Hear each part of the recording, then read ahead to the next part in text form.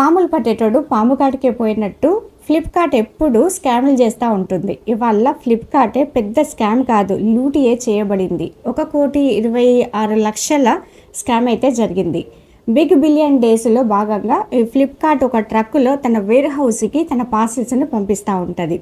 ఇది భీవండి నుంచి లుధియానాకైతే ఈ ట్రక్ షిప్ చేయబడింది. దీంట్లో 11,667 పార్సిల్స్ ఉన్నాయి. దీనిలో 234 పార్సిల్స్ మిస్ అయినాయి.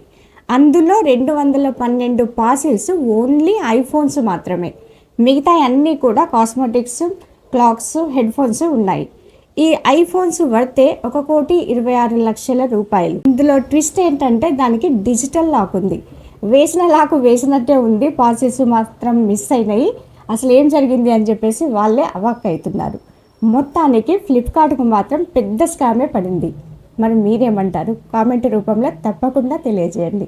ఇంత మంచి ఇన్ఫర్మేషన్ ఇచ్చినందుకు లైక్ చేయడం మాత్రం మర్చిపోకండి.